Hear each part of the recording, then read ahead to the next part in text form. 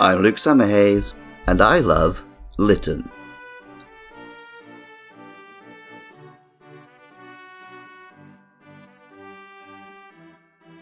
The Alola region, where the 7th generation takes place, is based on the real-world Hawaiian Islands. It also incorporates the cultures of Polynesia more broadly, especially in the form of professional wrestling. Some of pro wrestling's biggest stars have come from Hawaii and Samoa. Another place that has produced countless legendary wrestlers is Japan, none more so than Tiger Mask. Tiger Mask was originally an anime about a heel wrestler who turns face to protect an orphanage. The character was so popular that real wrestlers began to don the mask, and a lineage of champions across Japan and the USA have now worn the Tiger Mask.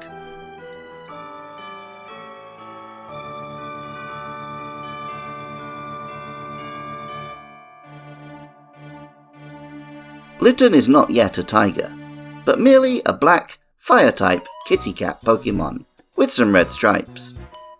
Most of Litten's Pokédex entries read like descriptions from real cat owners. Pokemon Moon tells us, "It doesn't allow its emotions to be easily seen. Earning its trust takes time. It prefers solitude." And Ultra Moon, "If you try too hard to get close to it, it won't open up to you. Even if you do grow close, giving it too much affection is still a no-no."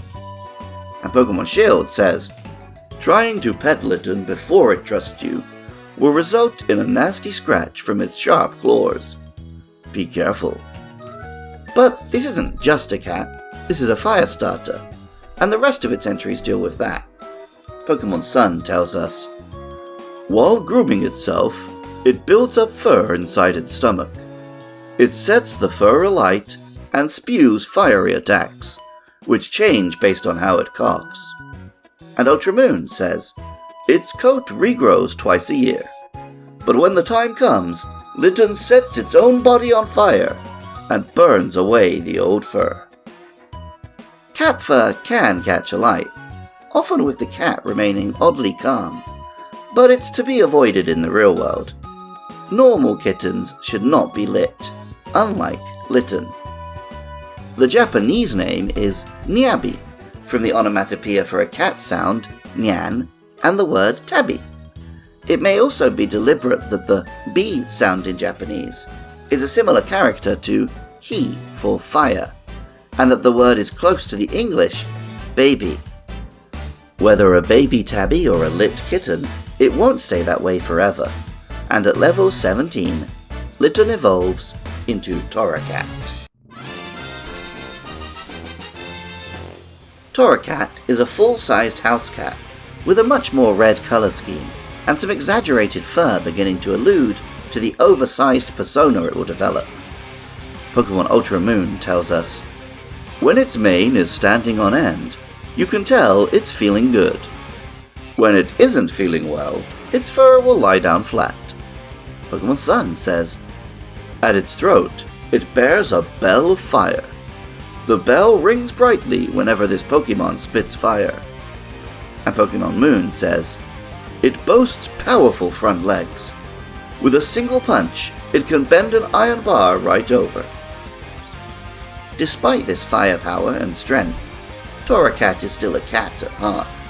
Ultra Sun tells us, "It can act spoiled if it grows too close to its trainer. A powerful Pokemon, its sharp claws can leave its trainer's whole body covered in scratches." The Tora part of Torracat could come from Portuguese to roast, or possibly the Japanese for tiger. The Japanese name, on the other hand, takes a little English, becoming Nyahit. The 3rd, 4th, and 5th generation starters all evolved into fire and fighting final forms. The 6th generation was a brief respite, but when the 7th rolled around, all eyes were on Torracat. Memes spread of the cat with its front paws taped down, fans begging it not to stand up and learn karate. The Pokemon team at Game Freak were very aware of this, and willing to have a little fun. So at level 34, Torracat evolves into Incineroar. Incineroar is a muscular humanoid cat with a wrestling belt made of flames and a fierce face not dissimilar to the tiger mask of wrestling legend. Despite appearances though, this is not a 4th fire and fighting starter. In fact, like the original tiger mask before his turn, this is a heal wrestler, and our first fire and dark type starter Pokemon. Pokemon Sun tells us, this Pokemon has a violent, selfish disposition. If it's not in the mood to listen, it will ignore its trainer's orders with complete nonchalance. And Pokemon Moon. After hurling ferocious punches and flinging furious kicks, it finishes opponents off by spewing fire from around its navel. A common misconception is that the dark type has to refer to some supernatural evil, similar to the ghost type, but it's more about the fighting dirty equivalent to the fighting type's honor. Incineroar is a heel wrestler, a cheat, a troll, a perfect little joke from the developers on the players.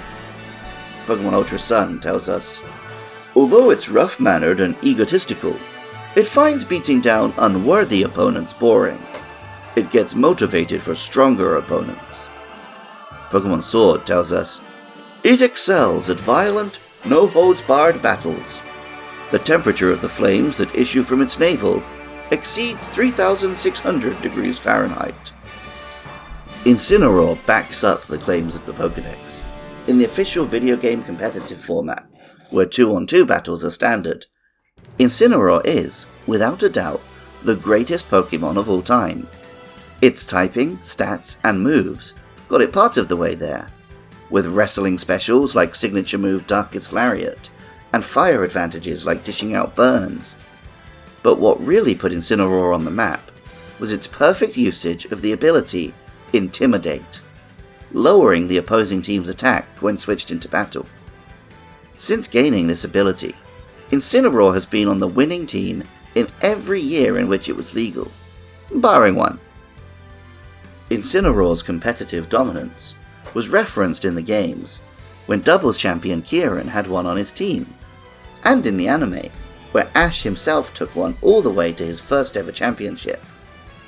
It even appears as a playable character in Smash Bros., pulling off all manner of pro wrestling moves and showboating in the ring.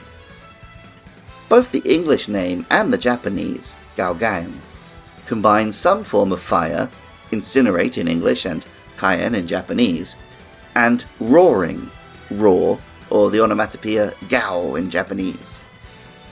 Of course, Tiger Mask isn't just known for being a champion and a heel, he also had a heart of gold.